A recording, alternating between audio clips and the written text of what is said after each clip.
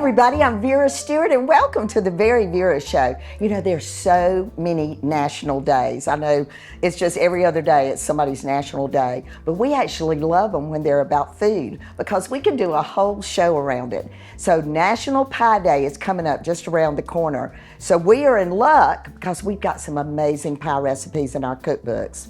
So we're going to start today with the macaroon pie. This is a crustless pie. It's great, it's light, I think you're going to love it. And then tomato pie is probably in the top 5 recipes from our first cookbook, Recipes from My Table. And of course a pie is a round dish, but we're going to make it in a rectangle today because if you're serving for a crowd, it's much easier to cut it into squares. And then finally, German chocolate pie. My favorite birthday cake is a German chocolate cake. This pie is so reminiscent of that. So the twist on this pie today is I'm doing something really special with the crust. And also Replacements Limited went in their warehouse and found the most amazing pie plates that we're going to use today. Can't wait to show you those as well. So we got a lot to do. Let's get started.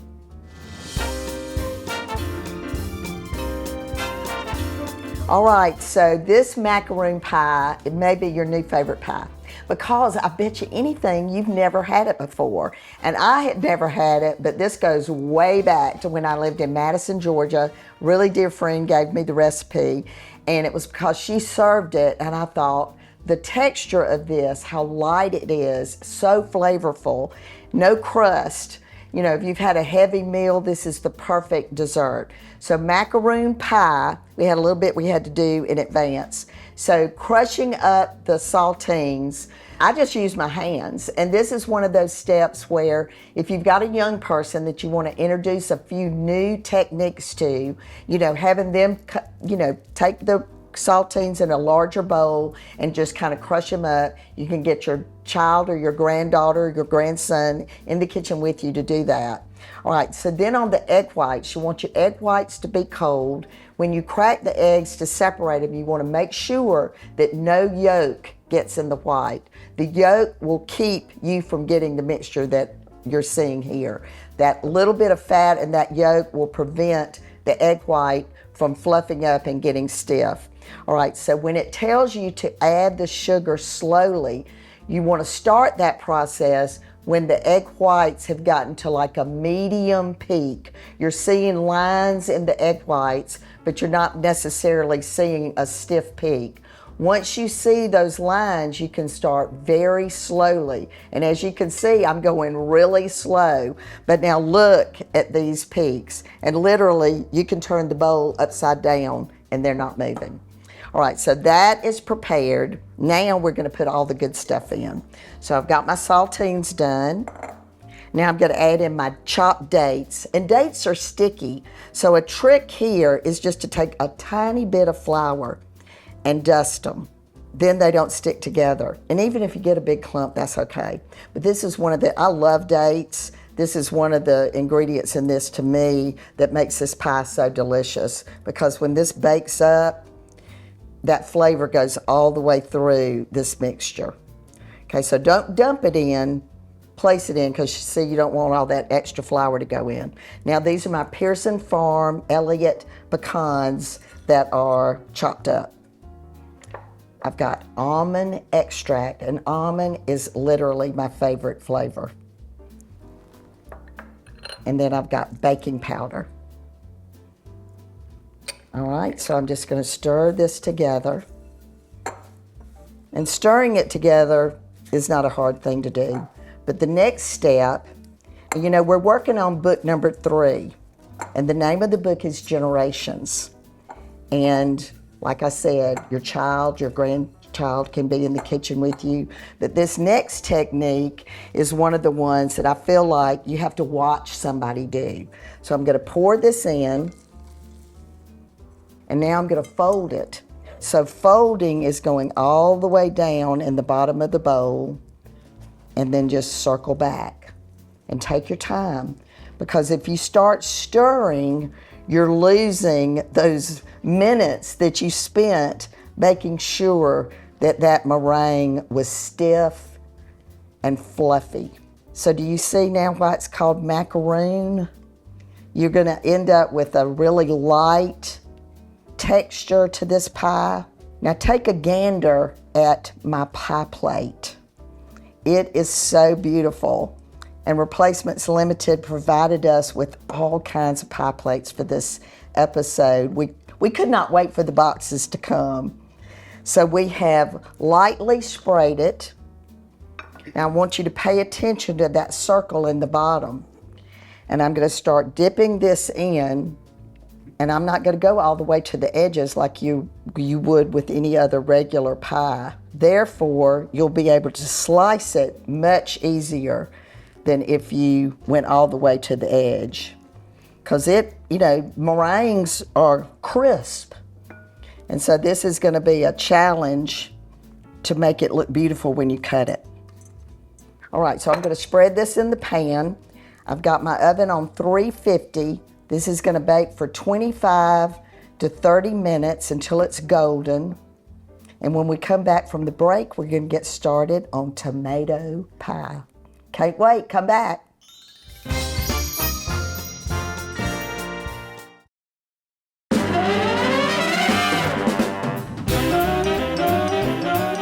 Welcome back, everybody. If you're just joining me, we are celebrating National Pie Day that's right around the corner. And I love these days that have to do with food because we can do a whole show around it. So the macaroon pie is in the oven. It is smelling amazing in here right now. And all of our recipes are always available on our website at VeryVera.com. This particular recipe for tomato pie is in our first book, Recipes from My Table. And honestly, it was probably in the top 5 things that we sold. So we made it in a round pie dish with a pre-made pie crust in it. So we thought we would dress it up a little bit this time and use a rectangular pan. And again, Replacements Limited has helped us out. Isn't that just the prettiest pan? So I took the Pillsbury pie crust that we recommend quite a bit, and instead of rolling it a little bit bigger as a circle, I rolled it straight out to make a rectangle so it would fit in this pan. And one of my tips of that would be to take the actual pan and place it on top of the dough so that you can see how much you need to trim off to go in the pan. So it fits in there very well. All right, so the next step is the Roma tomatoes. And people will say, I'm going to make your tomato pie because tomatoes are in season. Well, you can make it and it'll be delicious, but the tomatoes are probably not going to hold up as well because they're farm fresh, they're right off the vine, they're delicious. I could just pick one up and eat it like an apple. But a Roma tomato is going to maintain its shape, and it bakes and maintains its shape and has that really good flavor. So I've sliced these about a 1/2 inch thick, and you may think, gosh, that's really thick. But again, it will, reduce a little bit during the baking process, and then it holds its shape. So it still looks like tomato pie, when you slice it. So I'm just putting some salt and pepper on these, and we're gonna do some layering in just a minute. All right, so this is where I recommend brands a lot of times. And Hellmann's mayonnaise holds up so well in baking. It doesn't have a lot of excess oil that might end up floating on the top. So I've got my Hellmann's mayonnaise in the bowl. This is freshly grated Parmesan. And I always recommend that you freshly grate. I've got sharp cheddar cheese, and we freshly grated that as well. All right, so let's just mix this together. And cheese has a little bit of oil in it as well. And Parmesan is, kind of a salty cheese. So you really don't have to add any additional salt to this at all. You might want some additional pepper when you serve it. All right, so we're gonna start by layering the tomatoes. And as you can see, I put them on paper towel, and that was just to get some of the excess liquid out of the tomato so that it, maintains its shape in the baking process. So we're gonna do the whole bottom of this crust with the tomatoes. And then we'll start the layering process. Ooh. I have so many fond memories of this, and honestly, in the cookbook, the chapter cover for the savory dishes is all the ingredients that go in to make a tomato pie because it's so colorful. All right, so now I'm going to add a layer of the cheese mixture. I just take a spatula to do that. And then I've already cut up my onions, and you use the green part of the onion. That's where all the flavor is. And then fresh basil. Honestly, that is the key ingredient in this for me. So I'm just gonna sprinkle a little bit of this on the top. And we're gonna do a couple of layers. And then the basil. You know, there's nothing like it with tomatoes. All right, so we will finish these layers during the break, and when we come back, German chocolate pie, my favorite flavor, with a twist on the crust that you're gonna love. So we'll see you back in a minute.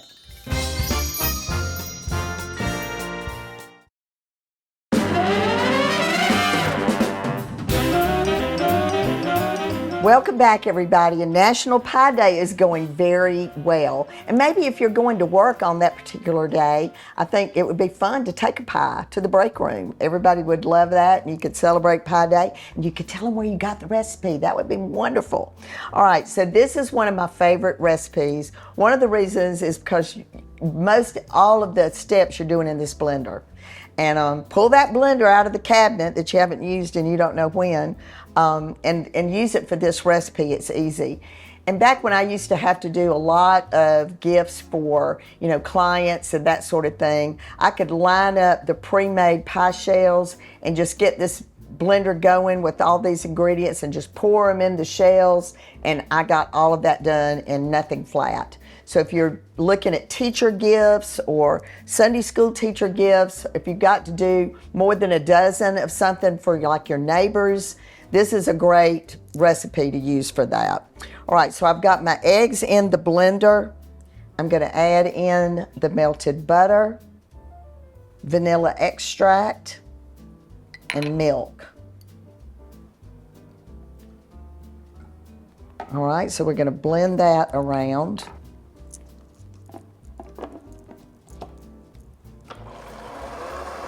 It's kind of custard-like. All right, so now I'm gonna do the dry ingredients. So those are, I've got my sugar in the bowl, I've got flour, cornstarch, cocoa, and a little bit of kosher salt. And I just blend all that together with a fork. All right, so now I'm gonna add this to the blender. It makes it easy if you just use a small measuring cup to do that. And once you've got most of it there, then I think it'll go easily this way. All right. And I'm gonna use this bowl again in just a minute, so I'll set it here. Let's blend this together. See what I mean about easy? And again, this is one of those generational recipes that you can get all the different folks involved in making it. So now I'm gonna pour this into the bowl, because the next two ingredients you don't want to crush in a blender. You want those to stay intact. So you've got fresh coconut. And here we are with Pearson Farm pecans again. This time of year, that's one of the best ingredients. So I'm just gonna blend this together. And let's talk about this pie crust for just a minute. And again, look at this gorgeous pie dish. And the inside of this dish is so beautiful that you could take a plate hanger and hang it on the wall in your kitchen. I just love it. All right, so this, remember Amanda Wilbanks from Southern Baked Pie was on the show. She told us all about getting her business started and the fact that you can tell the difference between a made from scratch pie crust and one that you've bought in the store. And certainly I agree. This is so buttery. And so her recipe is in her book, but she also has a mix that you just add 2 other ingredients to. So what we did on this one was to put our own twist on it, is we put 1/4 of a cup of pecans in the batter, because we made this from scratch from the book, into this because we thought it would be a great complement to this particular pie. So I'll just pour that in the shell. Let me get all of this out. This is when my grandmother is with me in the kitchen, because she said, don't leave all that batter, like that's about 1/4 of a cup. So I always think about it when I make sure I get it all out of the bowl. All right, so the oven is preheated to 400 degrees. 400 because you've had to pre-bake this shell. Could get the outside a little bit too brown. So watch it, and if you want to put a little bit of aluminum foil around it, we've also have one of those pie crust shields that we use quite a bit for this sort of thing, but this is going to puff up and it's going to be so pretty. All right, so when we come back from the break, we're going to get everything laid out. We've got other pieces from Replacements Limited that have to do with pies, so you've got a treat for the next segment, so come back.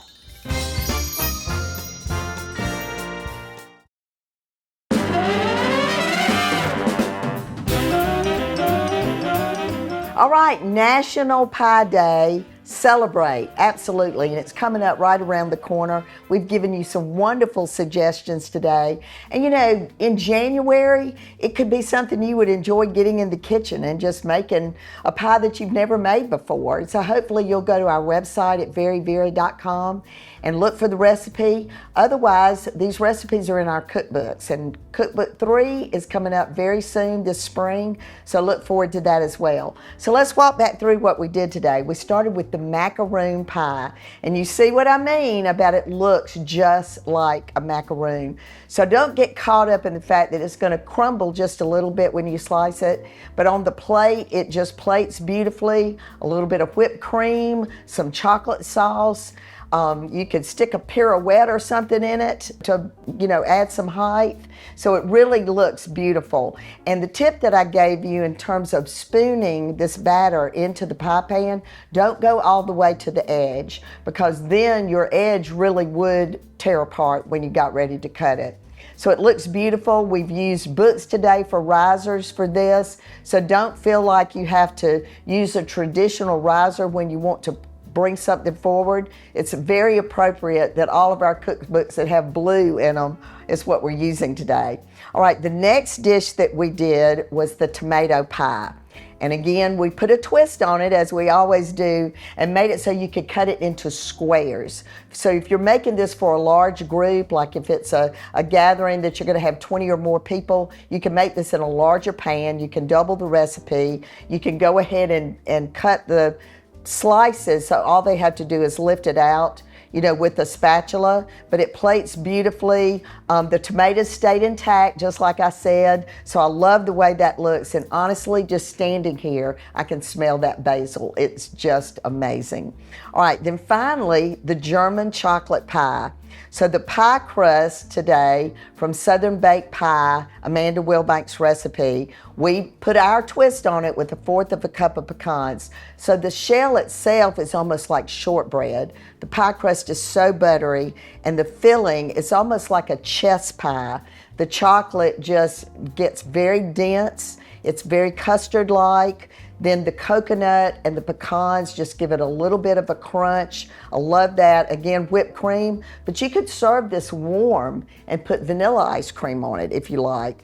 But it plates beautifully, and this is a great gift. You can make it in advance, several days before you want to deliver it. You know, just wrap it up. It just turns, and I love the way that this pie plate looks as well. It's just a beautiful presentation.